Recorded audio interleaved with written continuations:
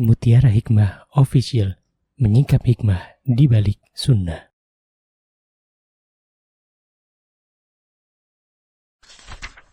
Salurkan donasi terbaik Anda untuk mendukung dakwah Mutiara Hikmah Official.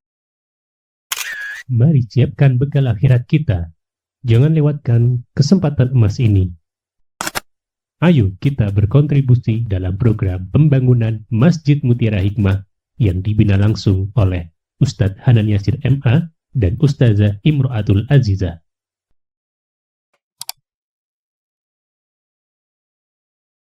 Ibu-ibu, teman-teman yang berbahagia, hari ini insya Allah biiznillahi ta'ala kita akan belajar bersama-sama. Apa yang akan kita pelajari? Yang akan kita pelajari adalah apa di sini tulisannya? Obat ampuh untuk hati yang sedang berantakan. Coba saya tanya dulu jamaah. Siapa di sini yang hatinya berantakan, angkat tangan. Kayaknya hatinya nggak berantakan ini. Berarti kajiannya selesai. Sudah. Katanya hatinya nggak berantakan. Oke, pertanyaan kedua. Siapa jamaah di sini yang tidak pernah merasakan kegelisahan dalam hidup? Angkat tangan, saya kasih hadiah. Ada nggak yang nggak pernah mengalami kegelisahan? Gelisah semua? Oh, masya Allah. Ya. Ada nggak di antara kita ya jamaah yang nggak overthinking? Angkat tangan. Masya Allah, Allahumma barik. Masya Allah. Jadi nggak pernah memikirkan apa yang akan datang gitu ya? Tenang, nggak terlalu berlebihan dalam memikirkan. Masya Allah, Allahumma barik. Masya Allah, ada hadiah dari Allah ya. Mau yang paling besar apa yang nih tak kasih ini ya, nanti insya Allah diambil atau mungkin dibantu panitia. Barakallahu fiik. Masya Allah, itu hadiah dari Allah. Karena dari sekian banyak jamaah satu yang angkat tangan.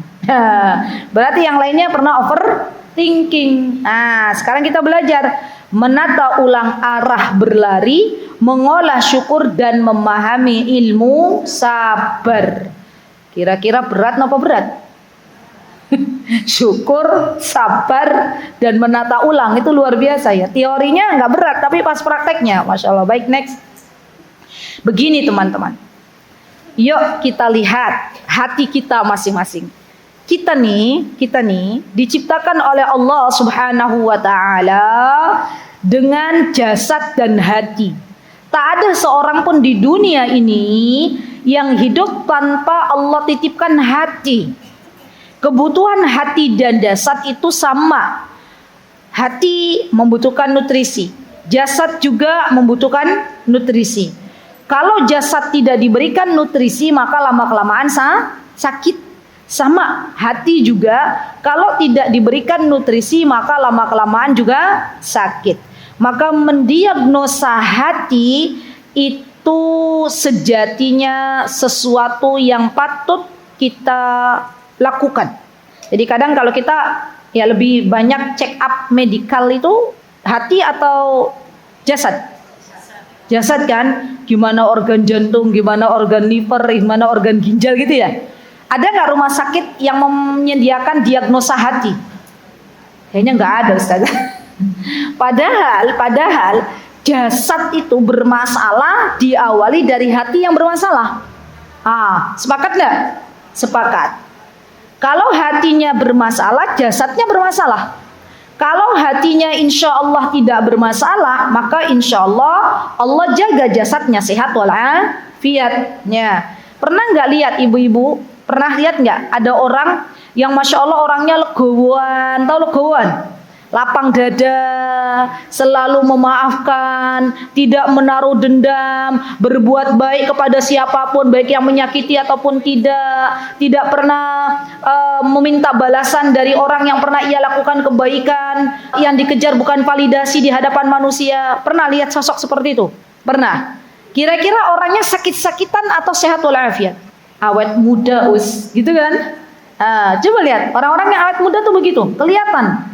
Wajah itu ya teman-teman, itu mencerminkan sebagiannya, kata Imam Ibnul Qayyim, itu pencerminan dari hati ya. Jadi kalau hatinya bagus, hatinya bersih, maka akan Allah tampakkan dalam wajahnya. Bukan berarti teman-teman lihat kanan kiri, ih wajahnya suram, berarti hatinya suram. Enggak juga ya. Jadi kata Imam Ibnul Qayyim, wajah itu adalah gambaran dari hati. Maka penyakit kerumunan manusia ya di era sekarang itu terkadang subhanallah menjadi penyakit sendiri di dalam hati seorang hamba. Ya, terlalu sering melihat kehidupan orang lain menciptakan tekanan tak kasat mata pada jiwa. Betul. Yang membuat hati kita sesak itu teman-teman, bukan ujian atau masalah yang Allah berikan kepada kita, tapi yang membuat dada ini sesak karena diantaranya terkadang kita membandingkan ujian yang Allah berikan kepada diri kita dengan ujian yang Allah beri kepada orang lain. Iya apa iya? Secara tidak sadar terkadang yang awalnya kita tenang saja, punya anak, alhamdulillah. Yang awalnya kita tenang tuh, anaknya di homeschoolingkan, alhamdulillah. Misalnya, terus tiba-tiba anak kita dimasukkan ke sebuah sekolah. Misal, mulailah kita banding-bandingkan anak kita dengan anak orang lain. Ya, dek, temanmu itu loh, hafalannya udah 5 juz, kamu kok masih di tempat aja 2 juz. Nah, temanmu itu loh, matematikanya bagus nilainya, kamu kok ya Allah dari dulu kayak gini aja. Itu akhirnya dampaknya ibu akan lebih emosi, lebih nggak tenang ya ketika membandingkan kehidupan dirinya, kehidupan anaknya dengan kehidupan anak orang lain. Iya nggak ibu-ibu? Iya. Awalnya kita qanaah nih, punya suami yang alhamdulillah, suamiku laki-laki, alhamdulillah gitu ya. Masih berjenis kelamin laki. Alhamdulillah suamiku masih mau mencari nafkah gitu kan. Alhamdulillah suamiku bertanggung jawab. Kumpul sama circle sesama perempuan ya. Ayo kulineran yuk, berangkat. Di kulineran itu saya tanya, murni ya, jujur ibu-ibu yang pernah kulineran sama sesama akhwat. Apakah ketika kulineran sesama akhwat itu nggak ada obrolan di situ? Datang, makan-makan, pergi.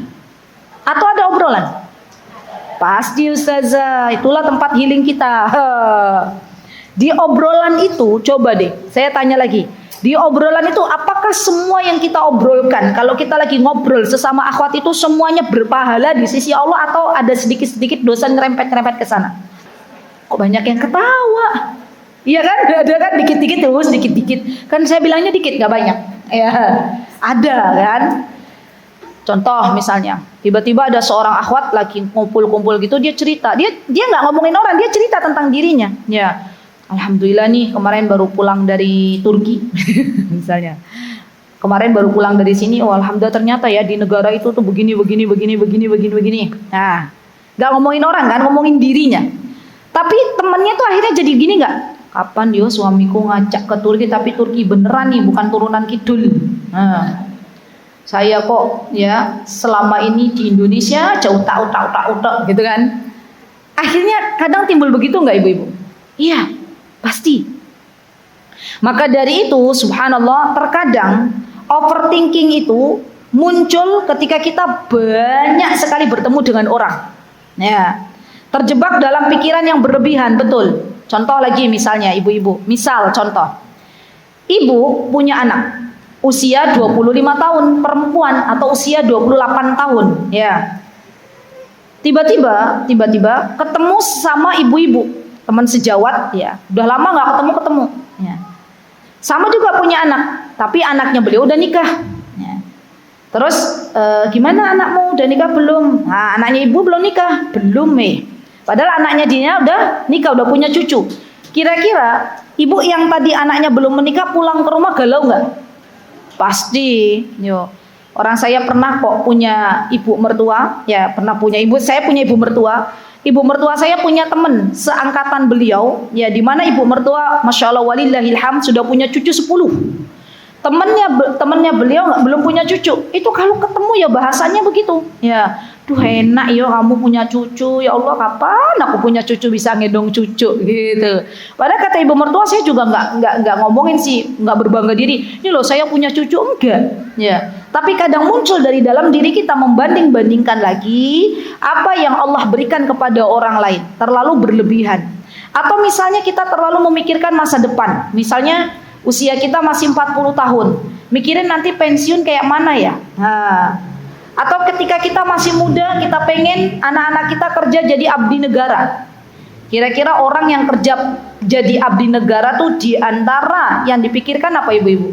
Pengen jadi abdi negara itu di antara yang dipikirkan apa? Biar masa tuanya enak gitu kan?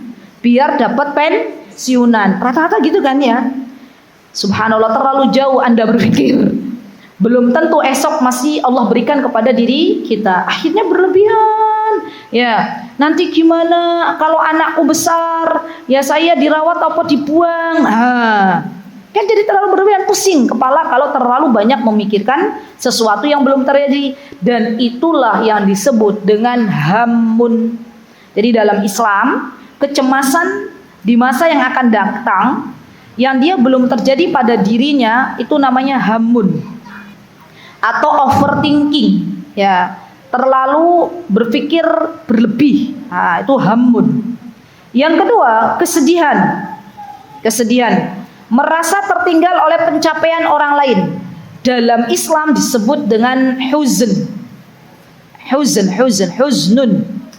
kesedihan. Dan biasanya kesedihan itu ibu-ibu, biasanya kesedihan itu terletak pada sesuatu yang sudah pernah terjadi. Misalnya trauma atau kejadian apa yang pernah dilaluinya. Kemudian ada pikiran, ya Allah, kenapa ya dulu begini, dulu begitu. Ya, penyesalan yang sangat luar biasa, hanya penyesalan saja tapi tidak mau berubah. Menyalahkan diri sendiri tanpa mau berubah, itu namanya huzn, terlalu bersedih. Atau kehilangan orang yang dicintainya tapi berlarut-larut dalam kesedihan, itu yang tidak diperbolehkan. Jadi gimana kaidahnya Ustazah? Sedih itu boleh, tetapi kalau berlarut-larut sedihnya itu tidak diperkenankan, karena kesedihan yang berlarut datang dari syaitan. Ingat ibu-ibu, jangan sampai kita terjerembab atau terjebak dalam jebakan syaitan ini. Banyak wanita yang belum bisa move on dari apa yang sudah pernah dialaminya, dari apa yang sudah pernah ia lalui. Misalnya jadi seorang ibu, ya, atau jadi seorang istri. Saya pernah tuh jumpa sama seorang ibu yang sudah ditinggal wafat oleh suaminya. Kata beliau, Ustazah, suamiku udah wafat, nanti kayak mana saya belum bisa move on, nanti kayak mana yang kerja siapa, begini, ya Allah, kenapa engkau ambil duluan suami hamba, gitu ya. Sedih di hari pertama, oke, ya itu sedih. Rasulullah SAW juga sedih ketika kehilangan Ibrahim, putranya beliau.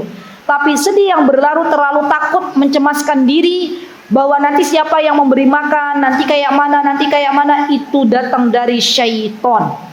Percayalah, selagi kita menjadi hambanya Allah, pasti Allah akan menolong kita. Allah tidak akan membiarkan hambanya terlarut dalam kesedihan kalau ia sandarkan masalah kepada Allah. Ya, syaratnya apa tadi Bu? Menyandarkan masalah kepada Allah. Ya. Kemudian yang ketiga adalah beban mental, tertekan oleh ekspektasi yang tidak realistis. Betul. Terlalu berharap kepada manusia itu tidak baik. Contoh. Seorang ibu, ini contoh biar mudah dicerna. Seorang ibu yang menyekolahkan anaknya sampai bangku kuliah dengan harapan kalau dia bekerja, anak tersebut bisa memberikan apa yang sudah didapatkannya kepada ibunya. Jadi dia berharap, ya Allah, nanti masa tuaku tuh enak. Nanti anakku tuh akan memberikan kepada diriku uang sekian. Itu harapan ya Bu. Tapi ternyata qadarullah, pas masa tuanya atau pas anaknya bekerja, anaknya tidak memberi apa-apa kepada orang tuanya. Orang tua yang model begini nih Ibu, itu kena mental enggak? Pasti dia akan kecewa luar biasa. Bahkan terkadang terjadi ya di kita ini seorang ibu, seorang ayah yang membesarkan anak perempuannya, yang menjadi seorang dokter atau menjadi seorang apalah ya, yang kuliah tinggi-tinggi.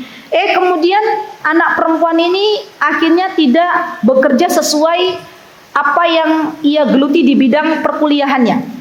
Dia lebih memilih mengambil profesi mencetak generasi atau ibu rumah tangga. Itu kadang saya dapat juga tuh, ya, pernyataan dari ibu-ibu, momi-momi muda, ya, Pernyataan yang tidak mengenakan dari orang tuanya. Apa kata ibunya? Duh, ibu udah nyekolahkan tinggi-tinggi kok akhirnya kamu jadi ibu rumah tangga, gitu ya.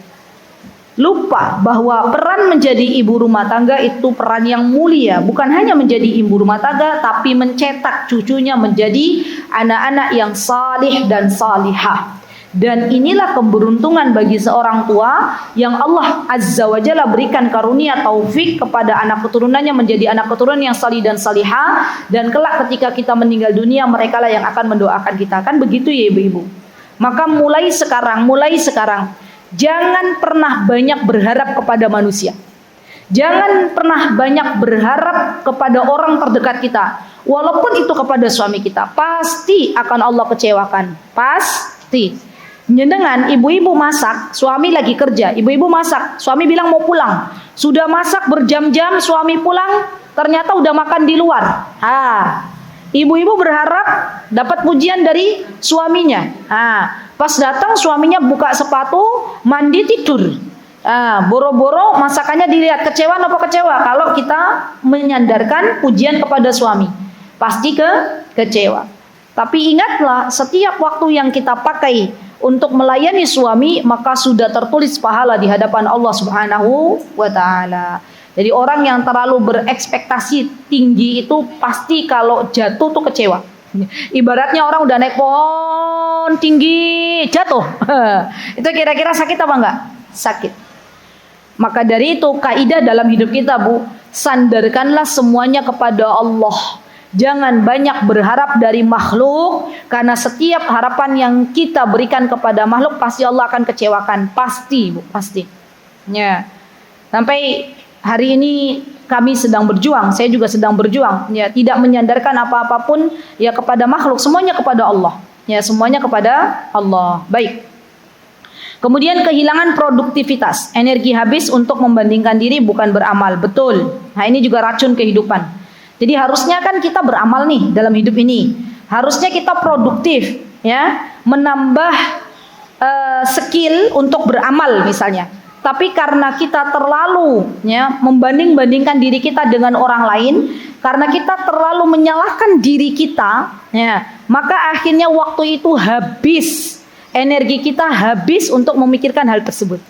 Padahal setiap diri kita diberikan kelebihan oleh Allah Subhanahu wa Ta'ala dengan apa-apa yang Allah tidak berikan kepada orang lain. Jadi tugas kita ibu-ibu menggali potensi yang Allah berikan kepada kita, menggali kelebihan apa yang Allah berikan kepada kita. Sekarang boleh ditulis satu saja kelebihan yang Allah berikan kepada ibu-ibu semuanya. Satu saja, tulis. Pasti jawabannya berbeda-beda. Tulis dulu, satu. Ditulis, jangan cuma dipikir, jangan, ditulis. Alhamdulillah Ustazah, saya ditakdirkan oleh Allah kelebihan untuk menjadi ibu yang penyayang. Itu kelebihan. Ya, apalagi? Ibu udah nulis. Masih mikir terlalu banyak Ustazah kelebihan. Udah? Baru satu loh, ya. Saking banyaknya jadi bingung. Sudah? Oke. Mbak, kelebihannya apa, Mbak? Masya Allah, Allahumma barik, nikmat ya Allah berikan. Masya Allah, Allahumma barik. Mbak, kelebihan potensi yang Allah berikan pada Mbak. Masya Allah, Allahumma barik, sayang anak-anak. Allah takdirkan untuk bisa mengajari anak-anak. Masya Allah, Allahumma barik. Udah berbeda kan Bu, dua orang ini kan. Nah, satu lagi deh Ibu, menjadi nenek yang sabar. Alhamdulillah, Masya Allah, Allahumma barik. Kelebihan, tidak semua nenek bisa sabar, ya. Alhamdulillah Allah berikan kelebihan kepada ibu. Masya Allah, Allahumma barik, menjadi nenek yang sabar. Lihat dari tiga contoh ya, teman-teman yang saya tadi tanya, adakah yang sama? Tidak ya. Maka pastikan bahwa kita ini diberikan oleh Allah Subhanahu wa Ta'ala kelebihan potensi yang seharusnya kita gali menjadi sesuatu yang bermanfaat bagi banyak orang. Kenapa? Karena tidaklah Allah membiarkan diri kita tanpa bermanfaat untuk orang lain. Ya, kalau bahasa Jawa niki urip iku urup. Tahu Bu artinya Bu? Hiduplah untuk banyak memberikan manfaat. Urup itu apa? Urup itu nyala. Ya. Jadi sekali lagi bahwa Semua urusan kita serahkan kepada Allah dan fokus kepada potensi atau kelebihan yang Allah berikan. Jangan terlalu lama bersedih, jangan terlalu lama menyalahkan diri, karena semua yang berlalu tidak akan kembali. Baik, next. Nah, apa yang harus kita lakukan nih? Ada apa nih di depan kita ini, Ibu-ibu? Gambar apa ini?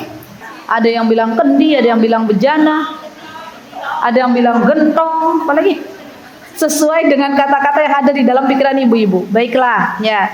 Wadah, daya, tempat. Ya. Kita lihat ibu-ibu, lihat.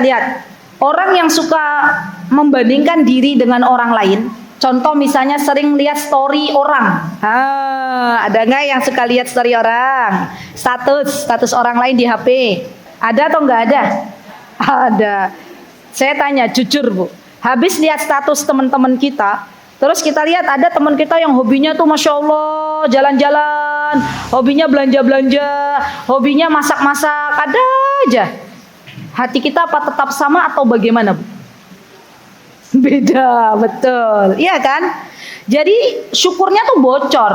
Yang awalnya kita bersyukur suami kita ya menjadi seorang suami sosok yang bertanggung jawab mencari nafkah, setelah kita melihat status orang lain dalam keadaan yang lebih baik dari kita untuk masalah dunia, akhirnya kita ada rasa, oh ternyata dia itu enak ya dibandingkan dengan saya. Nah, mulai deh bocor syukurnya.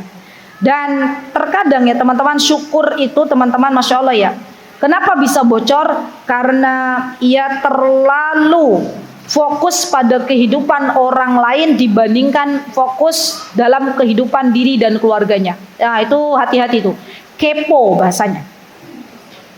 Di dalam ajaran Islam, kepo itu artinya bahasa Arabnya adalah fudul. Fudul itu pengen tahu urusan orang lebih. Nah, itu nggak boleh. Bahkan kalau kita bertamu ya ibu-ibu, bertamu nih ke rumah orang lain, ya kita bertamu melihat sesuatu yang tidak baik dari dalam rumah teman kita, keluar dari rumah sudah seakan-akan kita bisu dan tuli, nggak usah banyak bicara, nggak usah banyak macam-macam, ya. Jadi itulah yang menjadikan kita selamat. Tapi masanya kita wanita, Heus. Wanita ini lisannya memang harus dijaga, ya. Pengen terlalu banyak ikut urusan yang bukan urusan kita. Ya. Saya ingat sekali kemarin tuh ada ya salah satu jamaah umroh kami yang di bulan Syawal bertanya kepada Ustadz Ariful Bahri hafizahullah taala. Ya. Jadi kami alhamdulillah ya Syawal kemarin kami bersama jamaah mendapatkan kesempatan untuk belajar langsung dengan Ustadz Ariful Bahri. Ustadz Ariful Bahri doktor yang mendapatkan kesempatan untuk mengajar di Masjid Nabawi, orang Indonesia. Masya Allah, tabarakallah, semoga Allah menjaga beliau.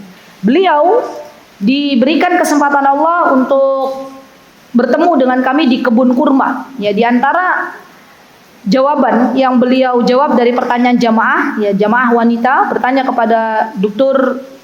Ariful Bahri, kata beliau, Ustadz saya mau tanya, saya masih ingat pertanyaannya. Kata beliau, di negeri kita itu ya, atau beliau punya teman gitu yang pernah umroh, bahkan bolak-balik umroh, tapi kok akhlaknya nggak berubah gitu ya. Kalau saya yang ditanya, saya akan menjawab, oh berarti itu belum diberikan hidayah Bu, gitu kan ya? Iya nggak ibu-ibu? Kalau ada yang bertanya kepada ibu-ibu, saya punya tetangga Mbak, dia udah bolak-balik umroh tapi kok kayak nggak ada perubahan gitu dalam akhlak, biasa-biasa aja gitu. Ibu-ibu jawab apa? Ya berarti belum diberikan hidayah gitu kan. Tahu nggak jawabannya Ustadz Ariful Bahri seperti apa? Kata beliau, ya saya masih ingat buat, kata beliau, kenapa Anda sibuk dengan urusan orang lain? Anda tidak akan dihisab katanya dengan perkara orang lain itu. Langsung Bu, kita yang berada di depannya Ustadz Dr. Ariful Bahri langsung pada terdiam saja. Iya juga ya Ustadz ya, ngapain kita ngurusin orang lain gitu kan? Maksudnya bukannya kita jadi orang yang cuek. Kalau memang ada amar ma'ruf nahi mungkar ya perlu kita urusi. Tapi kadang kita lebih memikirkan kehidupan orang lain. Kenapa ya dia begitu? Kenapa ya ia begitu? Gitu kan ibu-ibu. Tapi kita lupa, kenapa ya saya begini? Itu dia. Makanya Masya Allah ya benar juga kata Ustadz. Kita nggak akan dihisab dengan kehidupan orang lain. Allah akan menghisab diri kita. Maka dari itu yuk bismillah yuk ibu-ibu yuk. Mari kita fokuskan ya mengevaluasi diri kita masing-masing dibandingkan kita melihat kesalahan orang lain, kita mengurusi orang lain yang itu tidak perlu menjadi bahan untuk kita urusi. Dulu pernah nggak bahasa Indonesia, ibu-ibu ada peribahasa apa tuh ya? Gajah di pelupuk mata tidak kelihatan, semut di seberang lautan kelihatan. Itu kan artinya kan kita lihat kesalahan orang lain gitu ya, tapi ternyata kesalahan diri kita tidak terlihat. Ya Masya Allah. Syukur adalah cara kita mencintai kehidupan, namun nilai syukur seringkali rontok dan berguguran bukan karena kita kekurangan nikmat, melainkan karena kita terlalu banyak menginput atau memasukkan apa yang tidak perlu. Lihat ibu-ibu, urusan orang lain, kehidupan rumah tangga orang lain, kita masukkan pada diri kita. Ya, akhirnya kepala kita penuh. Ya kan? Dan disitulah kelelahan demi kelelahan kita rasakan. Masya Allah. Penumpang gelap di balik layar. Kurang-kurangilah melihat kehidupan orang lain, karena setan menjadi penumpang gelap pada apa yang kamu akses dari kehidupan mereka. Subhanallah, kita hidup di era sosial media, ibu-ibu. Di antara cara agar hati kita tenang, pikiran kita tenang, gunakan media sosial itu dengan bijak. Ya, betul katanya. Ya, betul memang. Coba deh lihat. Yang suka nyekrol-nyekrol HP, scroll, pokoknya nyekrol aja. Ya, waktunya dihabiskan untuk nyekrol. Pastikan nanti lihat tuh beranda-beranda tuh, ya. Yang tadinya nggak tahu kalau fulana tuh punya masalah, akhirnya tahu. Yang awalnya kita nggak tahu fulana itu sedang berada dalam keadaan bahagia, akhirnya kita tahu. Dan disitulah kelelahan mulai muncul. Subhanallah. Baik, next. Maka dari itu kita harus belajar bagaimana agar pilar syukur tetap ada pada diri kita, agar syukur itu tetap ya senantiasa kita junjung tinggi-tinggi, dan ada 3 pilar yang patut kita pelajari. Untuk mendidik hati agar kebal terhadap toksin perbandingan, maka bangunlah 3 fondasi. Yang pertama, kalkulasi ilahi. Maksudnya begini, yakin bahwa rezeki yang Allah berikan kepada kita itu tidak pernah tertukar, tapi sudah tertakar. Yakin. Dan yakinlah, tolong digarisbawahi, nggak ada di sini, ibu-ibu tulis, bahwa takdir Allah kepada setiap hamba itu adalah yang terbaik. Catat baik-baik.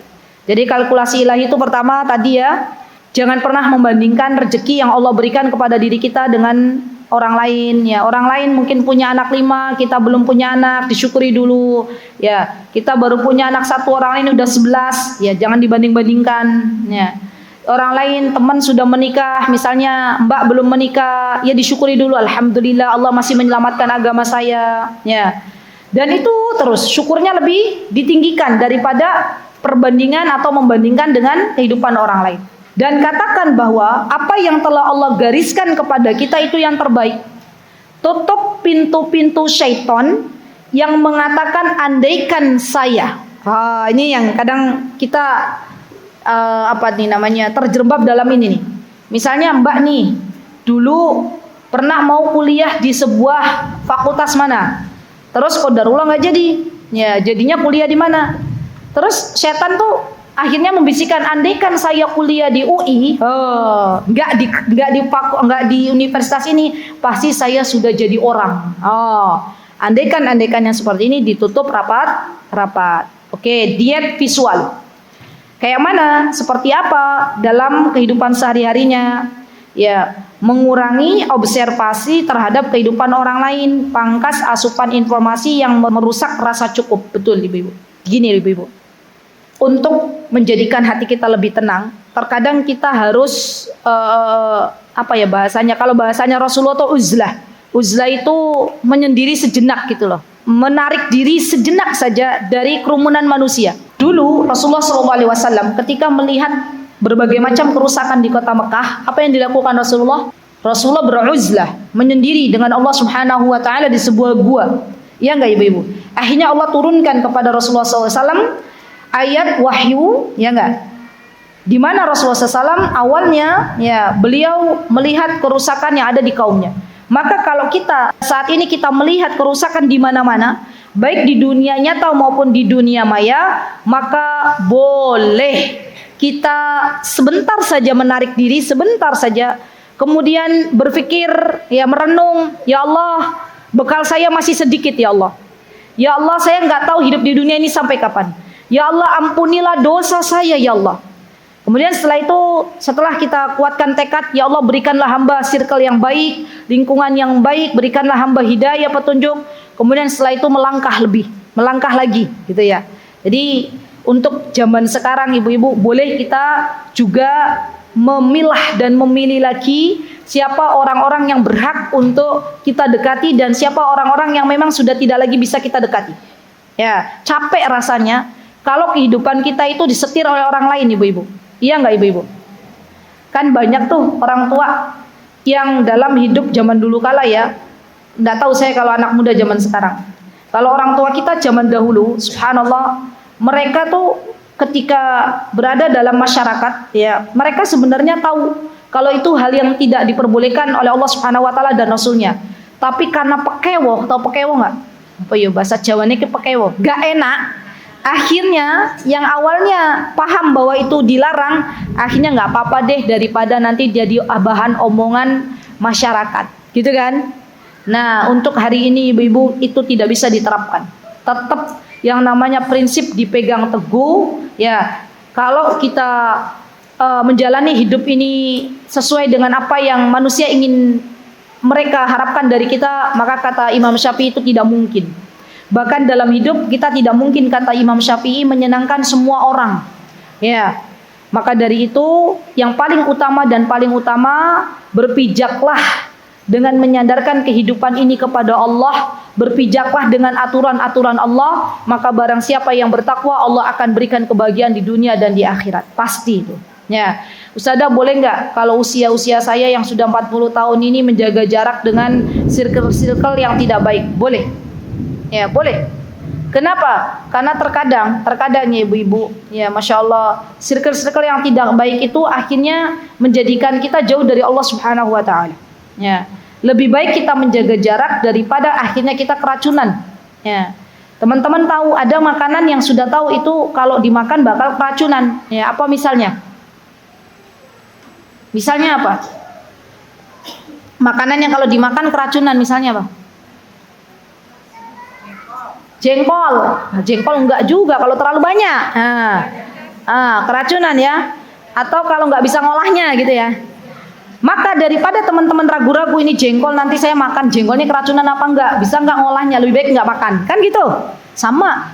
Kalau kita belum yakin teman kita itu baik, teman kita itu bagus, kita masih ragu-ragu, maka lebih baik kita tinggalkan dulu sampai kita yakin bahwa teman kita itu adalah orang yang baik, yang tidak nyinyirin kita, yang mendukung kita, yang selalu memberikan nasihat-nasihat terbaiknya. Ya, jadi hari ini nih subhanallah teman-teman, kita harus bisa memilah dan memilih siapa orang-orang terdekat kita. Baik, realitas terbalik. Sadari betul di tengah kesendirian kita, apa yang sedang kita keluhkan hari ini bisa jadi adalah impian panjang orang lain dari kejauhan. Berarti hidup itu namanya sawang sinawang. Orang yang kerja enak, lihat orang yang enggak kerja. Orang yang enggak kerja, rebutan pengen kerja. Orang yang sudah nikah, lihat orang jomblowati kayaknya enak gitu ya. Orang yang masih jomblowati, lihat orang nikah rasanya enak gitu kan Bu? Ya. Yang nggak punya anak pengen punya anak, yang punya anak pengen nggak punya anak. Subhanallah. Yang sudah dapat hidayah, ya ada rasa-rasa ya enak ya. Kalau dulu belum dapat hidayah bisa kemana-mana lepas. Ya. Orang yang belum dapat hidayah pengen banget dapat hidayah. Itu kan hidup kan sawang sinawang. Ya, maka dari itu yang namanya hidup perlu kita bersyukur agar tetap dalam koridor yang Allah Subhanahu wa taala terapkan. Jadi jangan balik lagi, jangan membandingkan diri kita dengan orang lain. Baik, next. Mutiara Hikmah Official, menyingkap hikmah di balik sunnah.